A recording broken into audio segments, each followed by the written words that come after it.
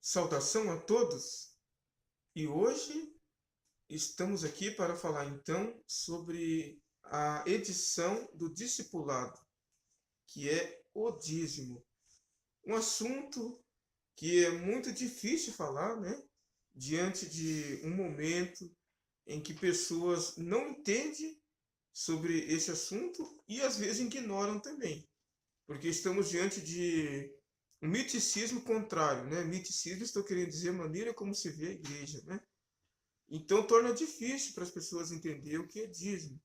Mas eu estou aqui então para falar para você que dá crédito à palavra de Deus, para você que nasceu de novo, para você que está caminhando com Cristo e que quer melhorar sua vida cristã, espiritual, financeira também, porque o mesmo Deus que nos chama é o mesmo Deus que quer nos abençoar. Então não tem como você ser de Jesus e os seus negócios não ser. Não. Jesus entra na nossa vida para mudar a nossa vida e para melhorar mesmo. E para termos essa bênção de Deus é necessário então entendermos sobre o dízimo, ok? Então a base se encontra em Malaquias no capítulo 3 e no versículo 10, certo? Está lá a palavra do Senhor falando sobre dízimo. E eu quero meditar com você então. No Antigo Testamento, depois nós vamos falar no Novo Testamento também, tá? Vamos lá então? Diz assim: Trazei todos os dízimos à casa do tesouro, para que haja mantimento na minha casa.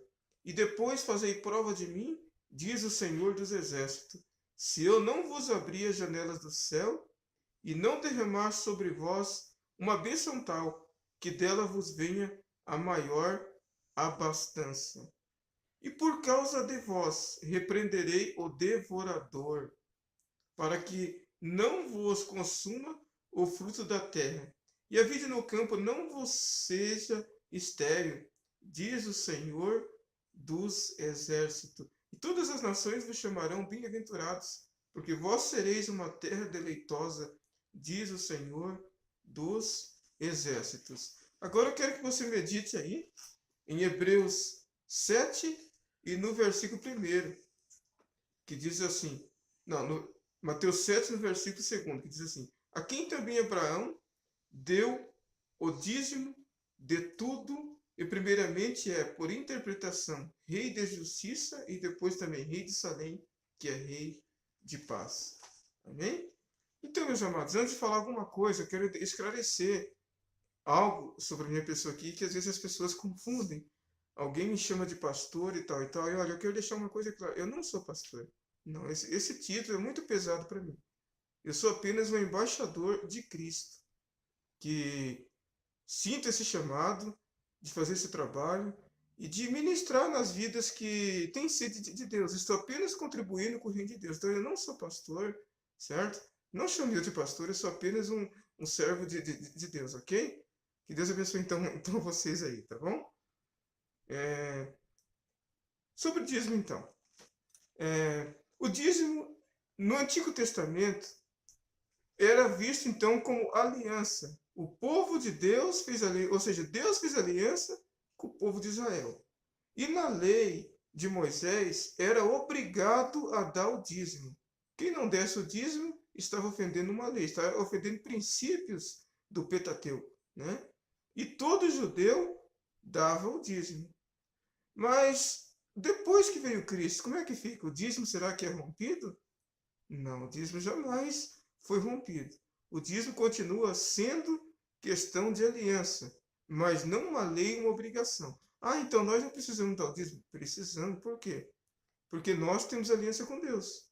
E se eu tenho um Deus, eu tenho que crer no Deus que eu tenho, né? E o nosso Deus é quem nos deu saúde, nos deu capacidade para trabalhar e para ter o dinheiro, para ter o nosso provimento de manutenção e de consumo também, né? Ou seja, Deus cuida de nós, Deus sustenta nós, Deus nos deu até capacidade de trabalhar, produzir e ganhar dinheiro. E se você não tem essa capacidade, nós vamos orar aqui no final e Deus vai te dar. Se você precisa de alguma coisa, Deus é poderoso para dar se você crer nele, né? E o que aconteceu então? O que aconteceu então é que no Novo Testamento, então, estamos vivendo o período da graça, certo? A salvação é pela graça. O dízimo não salva ninguém, é a graça. Mas dizimamos então por quê? Porque amamos a obra de Deus, reconhecemos que tudo é Deus que dá, e se Deus nos dá, então nós temos que dizimar com gratidão. E eu dizimo porque Deus está comigo, porque Deus tem me abençoado e Deus tem me prometido o melhor da terra, certo? E todas as vezes que nós temos essa coragem de crer nessa palavra, é o momento em que Deus se deixa ser desafiado, certo? O dízimo é o momento que Deus aceita ser desafiado. E qual que é o desafio que Deus aceita ser desafiado? É que quando nós temos a coragem de trazer o nosso dízimo à casa do Senhor, o que acontece? Deus então promete uma coisa: eu repreenderei o devorador e vos derramarei bênção sem medida. Você entende o que é isso? Bênção sem medida quer dizer que não tem medida nenhuma do limite de que Deus pode abençoar o seu trabalho que você faz a partir do momento que você é dizimista. Quer um exemplo? Eu trabalho com vendas, certo? E todos os dias eu percebo que eu tenho uma meta a cumprir. De 3 vendas, 4 vendas ao dia. E Deus me dá mais do que isso. E que às vezes eu nem consigo atender aquelas vendas que eu tive. Então, ou seja, foi uma bênção sem medida? Não foi? Foi uma bênção sem medida. Ultrapassou o que eu imaginava. Mas isso acontece porque Deus se deixa ser desafiado. Ou seja, Deus promete então abrir a janela do céu e derramar sobre nós bênção sem medida. E você então, talvez quem sabe ainda não entendeu, né? Mas o dízimo, ele está relacionado a Abraão. Abraão, então, é a origem da nossa fé. A nossa fé, ela está baseada na fé de Abraão, porque Abraão foi o primeiro crente que fez aliança com Deus. Ou seja, Deus fez aliança com Abraão, e Abraão então aceitou a aliança e passou a ser um servo de Deus e dizimou, né? Dizimou o Senhor. E nós somos filhos de Abraão, né? E Abraão então, aos Hebreus, o escritor aos Hebreus está falando que Abraão deu dízimo, entregou para Melquisedeque, que é o Cristo, né? Que é a representação de Cristo, abençoou o dízimo de Abraão. E a partir daquela bênção, as coisas de Abraão também cresceu, né? Foi abençoado. E nós, então, não temos desculpa para dizer que o dízimo é só na lei. Não, o dízimo é no período da graça e é com gratidão. Então, você quer ser um crente abençoado? Você quer ser uma pessoa abençoada? Quer ser um cristão próspero? Olha, eis a oportunidade para você. Não negligencie a oportunidade de ser abençoado. Mesmo que você está vendo escândalo, mesmo que você está vendo pessoas que estão brincando, faça a sua parte. O resto é Deus que faz. Não queira ser juiz de uma coisa que você não foi chamado. Não queira, jamais, jamais. Esforce, seja fiel com Deus, você vai ver que valeu a pena, né? Então eu quero orar por você que quer ser abençoado por Deus e para você também que não tem capacidade assim para ganhar dinheiro. Você está tempo pedindo uma oportunidade, não tem recebido e você quer produzir, você quer fazer alguma coisa. Faça um propósito com Deus aí.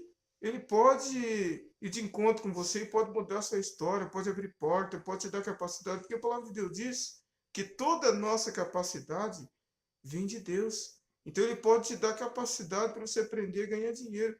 Se você realmente fazer aliança com Deus e querer investir na obra de Deus, amém? Então vamos orar por você e com você. Senhor, em nome de Jesus eu te dou graças, porque o Senhor é Deus que se revelou para nós. Revelou para nós para mudar a nossa história. E a nossa história, Senhor, também está relacionada ao nosso destino, à nossa vida financeira, a nossa vida, Senhor, que precisa tanto de trabalho. Senhor, obrigado, Pai. porque eu sou exemplo de ver o Senhor mudando a minha vida financeira. Obrigado, Senhor, porque eu aprendi a ser dizimista. Eu aprendi, Senhor, que é dando, é sendo grato ao Senhor que as coisas andam.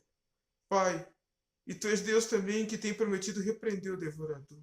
Obrigado, Senhor, pelos livramentos. Obrigado, Senhor, por muitas das vezes o inimigo ter tentado arquitetar alguma coisa, mas o Senhor ter ordenado ordem aos Teus anjos para guardar. Pai, eu estou aqui também para profetizar sobre essas vidas. Essas vidas, Senhor, que crê que Tu és Deus poderoso.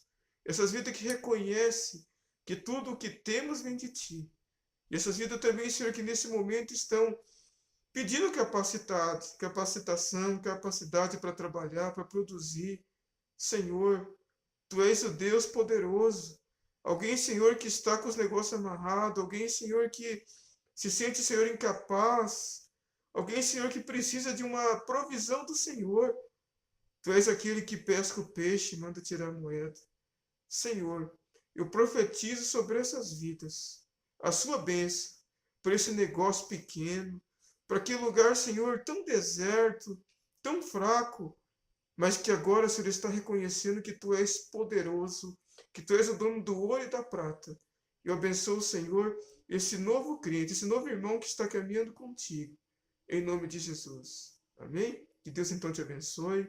No próximo vídeo, estamos lá para falar sobre um assunto importante mesmo, que vai ser algo que vai te impactar, certo?